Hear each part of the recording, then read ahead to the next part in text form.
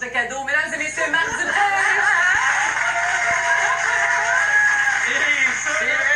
J'espère, elle m'a dit qu'elle me pige, je vais te le dire. Non, mais ça, t'es dans le chapeau, tu vas crier, ouais, comment Claudette? Claudette. Comment Claudette?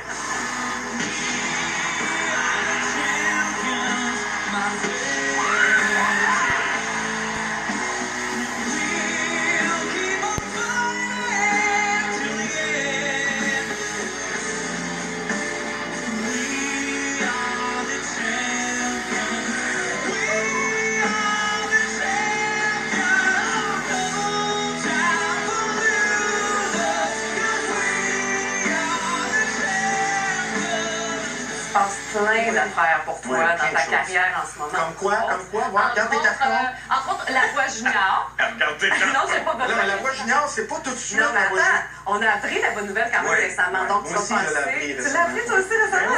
J'ai fait tard, mais regarde donc ça, je suis coach à la voix junior. Tu le savais Non, je suis pas? content. Non, je suis content de participer à ça. C'est une autre belle aventure, mais en même temps, je fais partie de la grande famille de la voix depuis le début. Puis c'était tout à fait naturel pour moi de participer à ça. Puis j'ai un public jeune, j'aime les jeunes. Je trouve ça le fun. Puis tu sais, je suis moi-même papa de 3 jeunes enfants de l'âge des candidats qui vont se présenter probablement à la voix junior. J'ai un petit garçon de 10 ans, ma fille 13, mon plus vieux 14 ans. Donc je me sentais concerné par ça. Puis je trouvais que j'avais ma place là. Puis de savoir aussi que Marie-Mé est là. Ouais. C'est une fille qui a un contact vraiment spécial avec les jeunes, on sait depuis toujours. Donc c'était le fun de savoir qu'elle serait là à mes côtés. Puis moi j'ai déjà travaillé avec elle, puis j'ai eu un plaisir fou. Tu sais, ça a été une année, la première année de la voix avec Marie-Mé. On a eu bien du fun, on s'est taquiné en masse, puis on trouvait ça plate que ça termine là. Donc de refaire ça ensemble, les deux on s'est dit, ah bon, il va. Il y aura une suite. Ouais. Donc, auprès des jeunes de 7 à 14 ans, la voix junior, c'est l'automne prochain. Tu le disais, tu es très associé à la voix depuis le début. Puis moi, je me demandais, est-ce que ça a fait partie quand même de tes réflexions avant d'accepter, de dire, je suis en train de devenir trop associé à la voix? As-tu eu peur de ça? Honnêtement, c'est tellement une belle aventure pour moi que la journée qu'on me dit, Marc, on te demande de laisser ta place à quelqu'un d'autre, je vais le faire, mais jusqu'à présent, j'ai du fun. Je m'implique, je me donne au maximum pour les candidats avec qui je travaille. Puis pour moi, la voix, c'est pas juste un show télé, c'est un show où je rencontre des gens, je fais des découvertes extraordinaires. Ouais, c'est vrai aussi. Puis je continue à travailler avec eux. Après, moi, la première année, quand j'ai accepté de faire la voix, c'était ça mon but. C'était de rencontrer des artistes, c'était de travailler avec des gens qui ont envie de faire ça dans la vie, puis de partager mon expérience, mon bagage, puis de pouvoir écrire des chansons avec eux autres après. C'est ça mon gros fun dans la vie, c'est ça mon plaisir. Moi, je trouve que c'est ça un peu le but, parce qu'il y a juste un ou une gagnante à la voix. Mais officiellement. Oui, parce que le grand gagnant là-dedans, c'est moi. T'sais. Autant que j'ai senti ma vie changer professionnelle, même personnel, le contact maintenant que j'ai avec les gens, c'est fou. Je veux dire, c'est comme un show à 2,5 millions de personnes le dimanche soir. Tu rentres dans les salons de tout le monde. Ouais. Mais c'est sûr qu'aussi, il y a des gens qui sont pas tout le temps d'accord avec nos choix. On essaie de faire du mieux qu'on peut. C'est différent d'estrade. Ben oui. C'est normal. Tu ton focus. Ouais. T'as 10 personnes qui te disent qu'ils te trouvent bon, puis il y a quelqu'un qui fait comme « Ah, tu devrais arrêter. » Pourquoi? Pourquoi tu me dis ça? On s'est habitué. T'es ma soeur! Mouvement, arrête d'écrire sur Facebook. Arrête de me laisser des messages! Ah, mais ça t'atteint encore? Complètement. Oui, Complètement. C'est ce qui m'atteint le plus, parce qu'on veut toujours faire plaisir à tout le monde, puis c'est difficile. Puis tu sais, nous autres, quand on le vit, là, avec du recul, c'est tellement une belle expérience à vivre, tu sais. C'est sûr. Autant pour eux autres que pour nous autres. T'sais. On est privilégiés d'être là. Je veux dire, mon siège, je sais qu'il y a beaucoup de gens qui aimeraient être assis à ma place. Donc, je travaille fort pour le garder. T'es bien assis, t'es sur le bord de la porte, tu sais. Je suis sur le bord de la porte. Moi, je sais pas que ce soit. En plus, quand je veux partir, je pèse dessus, la porte est. C'est génial. Marc, Tout électronique. tu as fait des révélations assez surprenantes quand même dans cette édition-ci de La Voix. Ben, tu as dit entre autres que tu as déjà pris des cours de ballet jazz. Nous autres, on a trouvé ça charmant. Mais attends un peu. Parce que là, on sait qu'il y a des photos qui existent de ça. Oui, mais je les ai brûlées. Ben, c'est ça. Et ton équipe tripait pas tant à nous en donner. Mais mon équipe n'a pas ces photos-là. Ben, nous autres, ça donne que notre équipe les a. Non. Je veux pas les voir. Ben, tu vas être bon pareil. Non, pour vrai. Oui, regarde. Ça te fait bien. Ah, mais regardons ça, j'en fais encore. T'avais parlé. Du legging blanc. Oui, non, ça faut que t'en avais mis d'autres. T'avais d'autres leggings.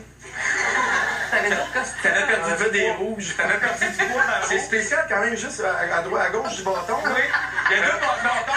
Tu parlais du pied de micro. Mais il y a deux pieds de micro, là. Faut savoir le micro que tu C'est regardes. spécial, c'est pas à moi ça. Regarde, honnêtement, je la connais là. C'est pas à C'est dire. pas la mienne. Pas ton micro. Il y en a un autre aussi. C'est du montage. Ouais. Ah, ça c'est plus préféré, moi. C'est pas du montage, là, t'es en forme, là. T'avais Non, mais je plus de niaise 100 pas. mètres. Je niaise pas quand je dis que j'ai fait du Mais ballet. qu'est-ce que tu faisais à faire du ballet? Rien, j'étais seul gars, puis j'étais entouré de filles, je trouvais ça extraordinaire. C'est ça, c'était pas cruiser.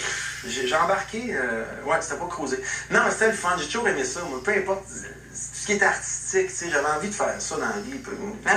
Chanter n'importe quoi. T'avais quel âge, là? T'étais à quel... 9-10 ans. OK, t'es tout 9-10 ans. petit. J'ai fait du rock and roll avec ma mère, j'ai fait toutes sortes d'affaires, tu sais, j'avais envie de faire ça, j'avais besoin de bouger, j'avais besoin de faire ça dans la vie. Soit de chanter, de danser. Mais moi, on dit que je dansais mal, j'avais pas pantoute. Je me souviens, là, tu sais, c'était tout le temps des gens de mouvements un peu... J'étais entouré de belles jeunes filles, puis j'avais du fun. Ouais, à 9 ans, c'est toujours Dans les derniers mois, tout le Québec a été touché par le décès de ton beau-père, Renan Gélil. Ouais. Toi, t'as vécu comment ce deuil-là? Comment tu le vis en ce moment? On le vit encore. On le vit au jour le jour. C'est pas fini. C'est super difficile pour nous autres parce que c'est une personne vraiment importante dans nos vies qu'on a perdues. Pour ma femme, c'est son père. C'est perdre son père. J'ai perdu le mien à 44. Mon père était hyper en forme. J'avais perdu un accident banal. Et puis encore aujourd'hui, à 42, il me manque énormément. Donc je peux comprendre la douleur. Puis moi, personnellement, le départ de René, c'est comme perdre une deuxième fois mon père parce qu'il a pris le relais, tu sais. Tu peux pas avoir un meilleur beau-père que ça dans la vie, tu sais, parce qu'on aimait les mêmes choses. Moi, je faisais le même métier que lui, tu sais. Lui, quand il a su qu'elle Marie est en amour avec un gars qui faisait ce métier-là, qui aimait le sport comme lui, le golf, un petit peu gambler, on a eu une connexion ensemble qui était extraordinaire, tu sais.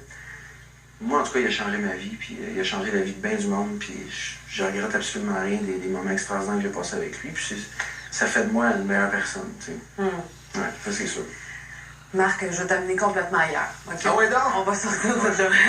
Je veux t'amener dans un gala juste pour rire. Il y a quelques années, tu avais renoué avec l'humour pour un gala, le temps de gala. Ouais. J'en ai fait des niaiseries. Mais notre équipe elle est extraordinaire et a trouvé vraiment une petite perle là-dedans.